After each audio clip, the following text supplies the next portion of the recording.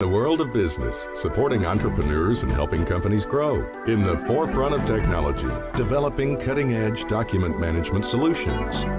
So if you think you know Dex Imaging, you don't know Dex.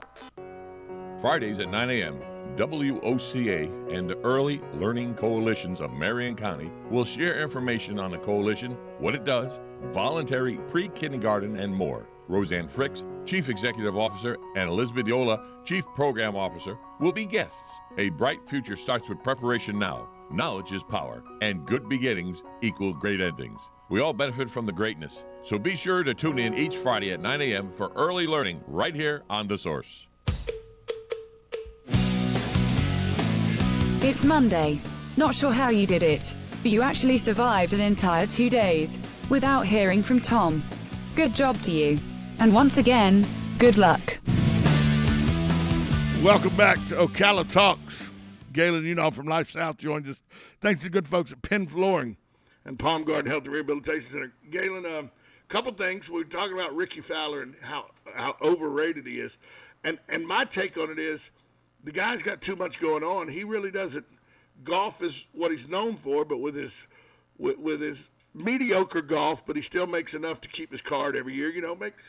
He finishes high enough up on the leaderboard. He makes over $1 million a year, keeps his card easily. Every 4 or 5 years, he backs into a win somewhere on tour. And he does his endorsements, which he makes a bunch of money from. And he rides his motorcycles, and he rides his ATVs, and he goes surfing, and he goes duck hunting, and, he does this, and he's an Oklahoma boy. And he just got so much that he likes to do that golf really doesn't get the attention it needs to be a world-class golfer. Tell me why I'm wrong. Oh, no, you're not wrong. But what and I'm not blaming Ricky for that, right? I blame the media world that wants him to be that elite level golfer. Because he's such a nice guy, they want him to be the forefront. They want him to be the poster child for the game.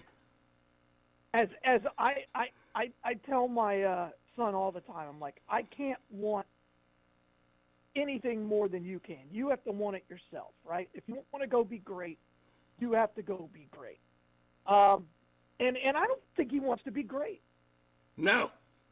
I think he's very happy in the way he is. I had a golfer one time tell me that he was playing on one of the mini tours. And I go, why don't you try to make one of the bigger tours? And he goes, I can roll out of bed after a night of drinking with my buddies, hungover, and finish first, second, or third on this tour almost every time. I'll make $250,000. I'm from the backwoods of Georgia. What more do I need? No, absolutely. I have no problem with that. And I think he seems like a good dude. I'm not taking that away from him. He's just, come on. Come on. But don't you think he's satisfied with the way his life is going? Absolutely. Or he would try harder. I think he thinks if I catch lightning in a bottle one weekend and I win, that's great. But if I finish ninth, cash a check for $360,000, and then I'm on my ATV out on my ranch in Oklahoma on Monday, I'm good. You are exactly right. You are exactly right. Again, as I said, he's just overrated and overhyped by the media. I think he is exactly what he wants to do.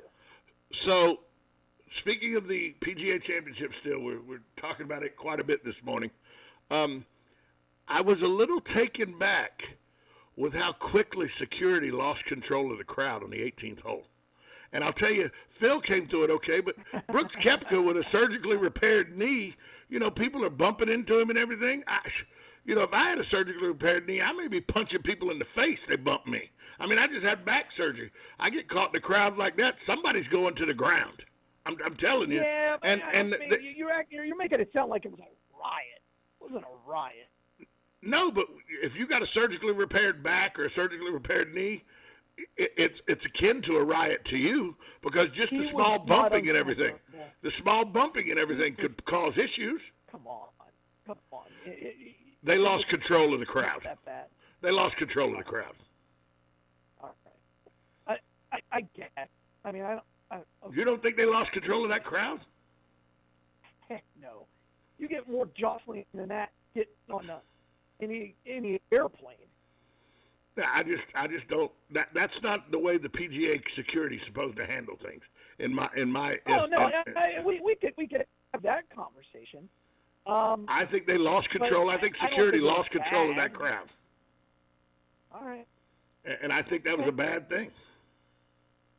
All right. I'll give you that. I have no problem with that. Because, and whose idea was it to take the ropes down and let them come on? And I know they do it at the Arnold Palmer Invitational. That is a fair question. I know they do it at the Arnold Palmer Invitational, but isn't the Arnold Palmer Invitational and the British Open the only two that you really see that happen at? Sure. And so I don't know what happened yesterday, but as I was watching that, I was like, because look, and it took Koepka, who was no longer in the race, it didn't matter, but it took him quite a while to come through the throng, by the way. I thought he was kind of enjoying it because they haven't had fans, and he seems like that kind of a guy. But well, in his post-press conference, he said... I didn't see this. So in his post-press conference, he wanted to know what the hell happened, why security let that happen, and that his knee got bumped quite a few times, and he was in a little pain. Well, there you go. See, I didn't read that. Yeah. Again, and again, that's where the dude works, and I respect that. But yeah, on TV, maybe I didn't think it was that big of a deal. I thought it was just cool to have fans again that cared. Well, and how much of your thought process was it was cool to have fans again because CBS was reminding you of that every 15 seconds? Oh, at some point, I just like, okay, I get it. All right, okay. I thought CBS's handling of I didn't think they did a good job this weekend. And usually Jim Nantz. I'm not a Jim Nantz. I know you love them. I think they're both kind of old. Well, see, and I'm tired. I can understand that 100%. By the way, I love Sir Nick Faldo. I mean, if you've ever sat with a man, I know you do. You ever sat with him and drank Crown? You ever sat with him and drank Crown? No. You would like Sir Nick Faldo because I get it. Sure. He's that kind of dude. But yeah, they are a little tired and played out. It's been 20 years now. But my question is, who you replace them with? I don't know. Let's give some guys a shot. You know what? Because you don't replace them with guys like Tirico. You don't do that. God, Tirico's terrible. He's horrible. He had a chance to be really good, but then he went the corporate route. So, well, I just want somebody who's willing to say something. And Nick used to be willing to say some things. Well, I got the perfect guy then. I got the perfect guy. We just need Brandel Chambly in the chair.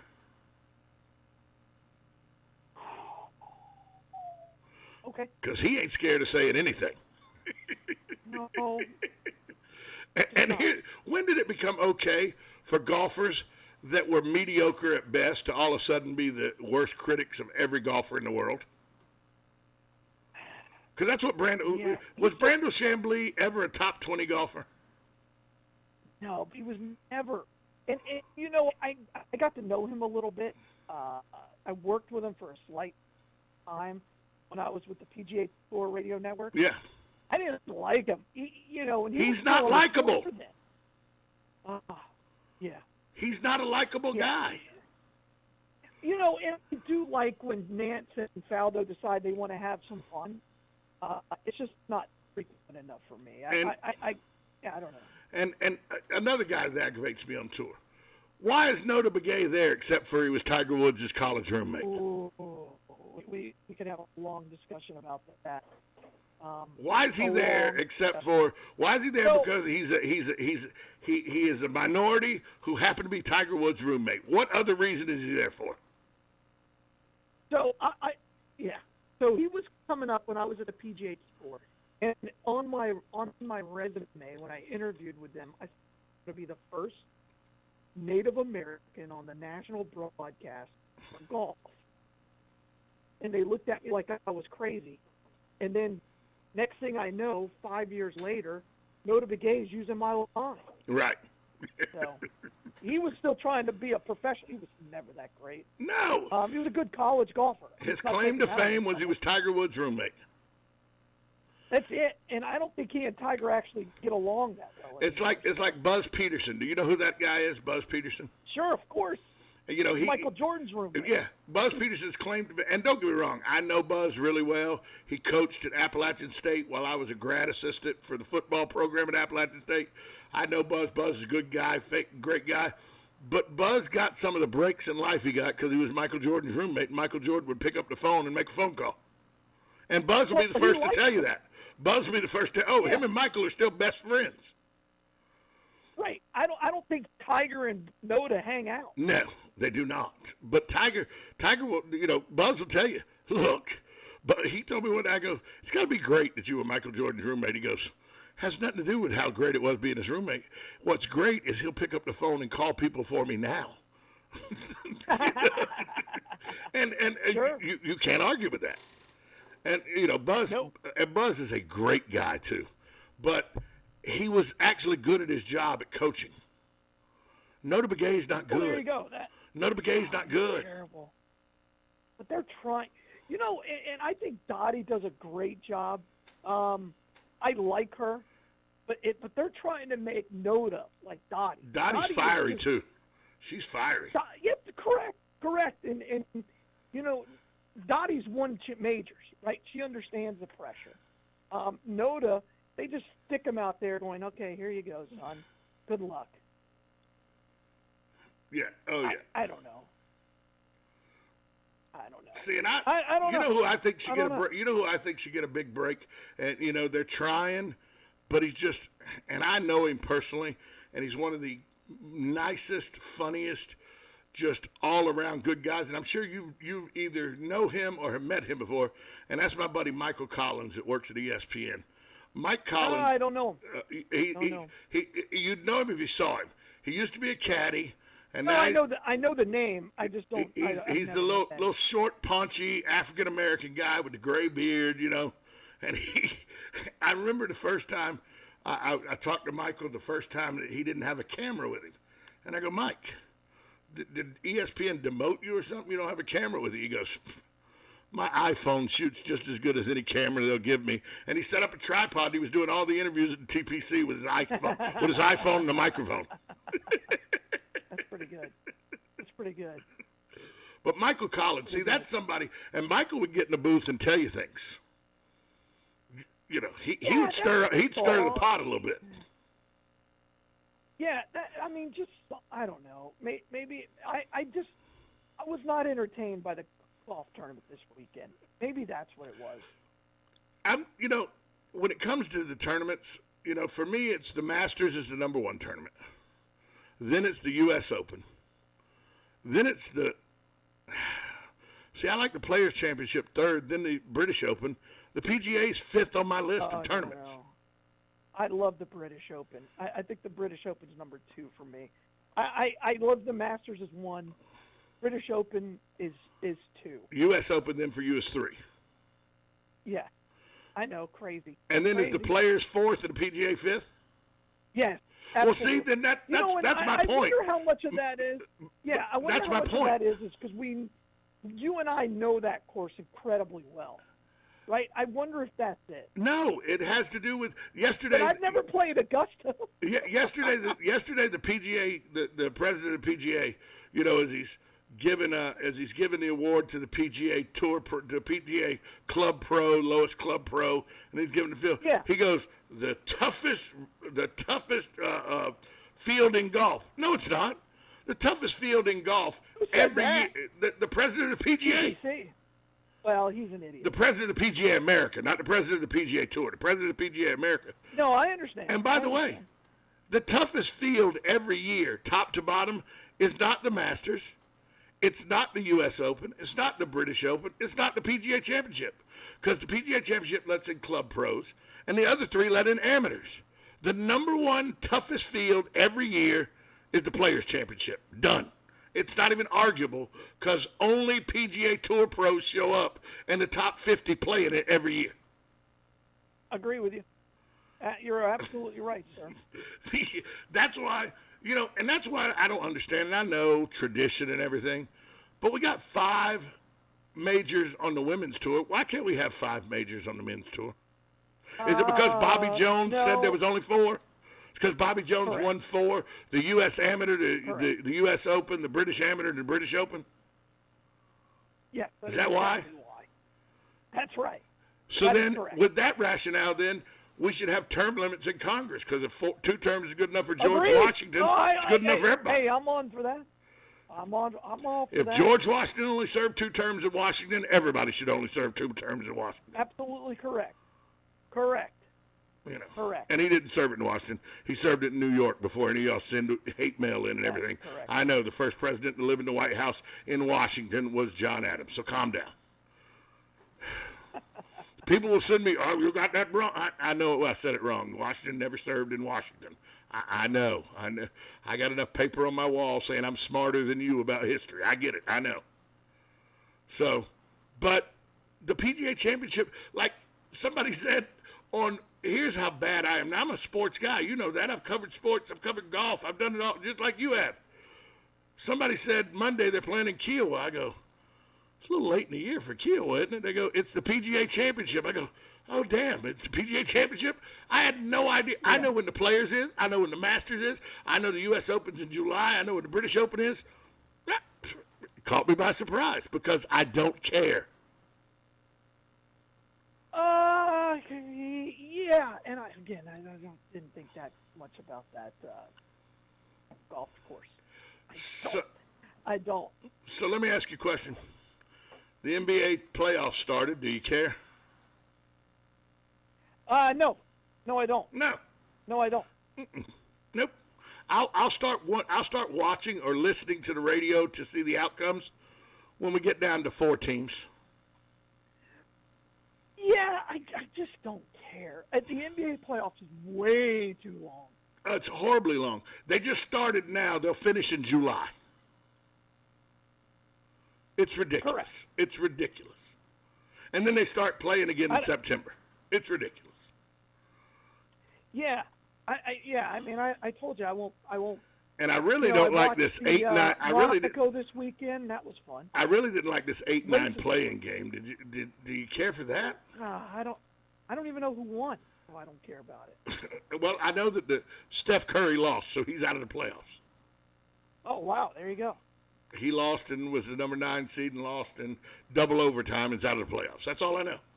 And I know there was some pushing and shoving in the Lakers game because somebody didn't like the hard foul LeBron took. The man, 6'9", 275 pounds, and you're worried about a hard foul he's taking?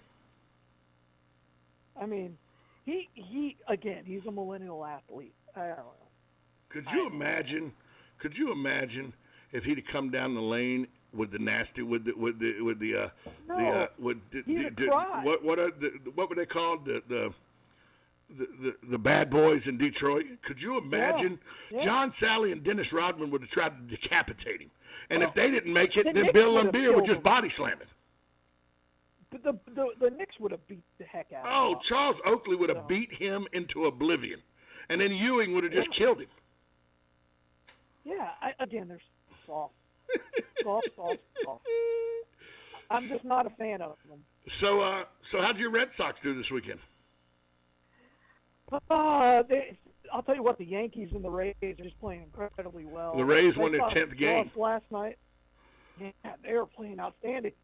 There's basically a 3-way tie atop the AL East. The Yankees are half a game back. All 3 teams are playing very, very good baseball. As usual, the best division in baseball, as I predicted at the beginning of the season, is the AL East. Yeah. Yeah. I remember you said that. Sure. Yeah. The Yankees, though, are playing. I don't think the Yankees are as good as they're playing. And I just don't. I don't think that Yankees team is going to last 162 games. I think you're wrong about that. I think they're playing pretty well. Their pitching isn't as good as people want it to be. Kluber threw the no-hitter, of course. The Red Sox pitching if Chris Sale comes back and gives them 3 or 4 quality starts, they're the best team in the division. And how is it that I know they got the best farm system, so I guess that's how they're doing it. Because the Tampa Bay Rays pay their players nothing, and they end up getting a star that goes somewhere else because he gets more money. Evan Longoria left, David Price left. They end up losing stars, but while they have them, boy, they get the maximum out of every player on that team. They have the best scouting department and front office in all of baseball. All of baseball. No. Sports. Oh, in sports, maybe you could be right there too. You may be 100% correct there too. Matter of fact, let me think. Football, in no. American sports, basketball. Nobody goes out and does more with less. Then you 100%. They're the antithesis of the Washington Redskins or the Dallas Cowboys. 100%. No, the fans don't care either. No. And they could honestly just go be 500, and there's no difference. But instead, they consistently win. Pretty incredible. It is the Tampa Bay Rays, pretty incredible club. The way that their farm system, their scouting system. You may be onto something. They may be the best front office and scouting in all of sports. All of sports. Absolutely. My guys won their series against the Pirates. Yeah, the Pirates this weekend. I had to think about who we were playing this weekend.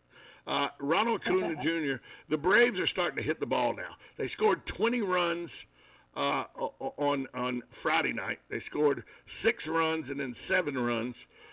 You give that starting pitching to the Braves 6-7 runs a game.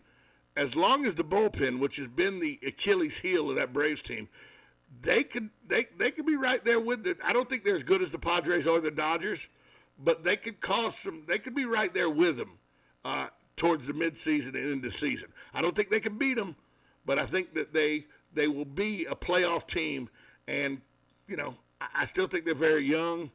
You got 2 guys that are rookies playing in the outfield this year, so you got a catcher who you have no idea whether he's going to be able to block a ball or not because he's on one knee. I don't know when this one knee thing started in baseball, but it makes a catcher unable to move.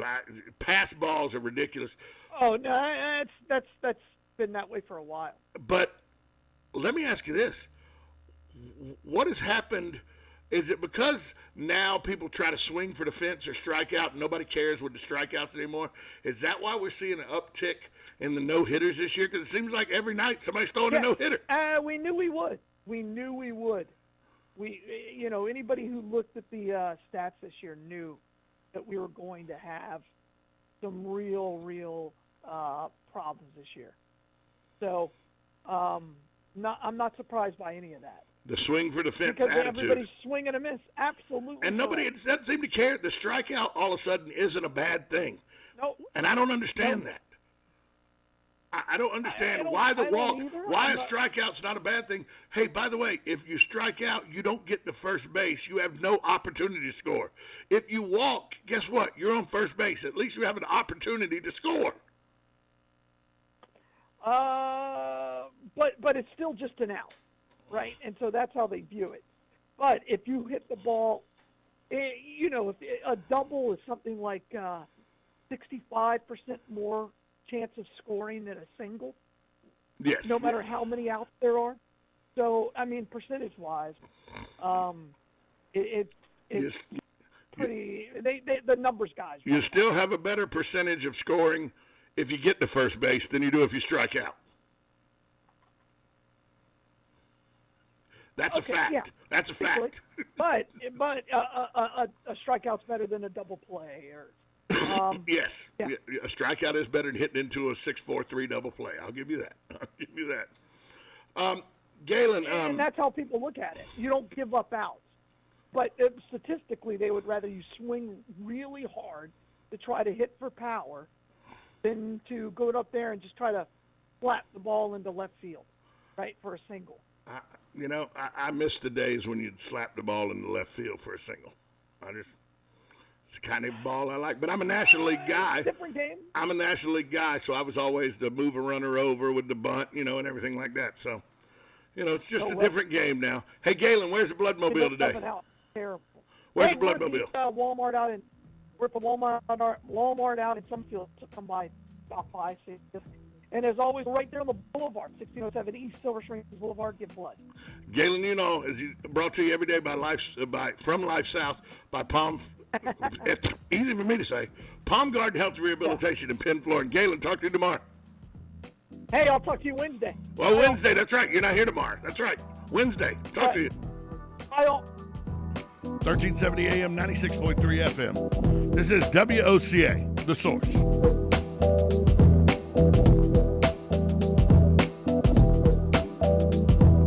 Broadcasting from the Ocala International Airport, this is WOCA AM, W242CA FM, Ocala, 1370 AM, 96.3 FM, The Source.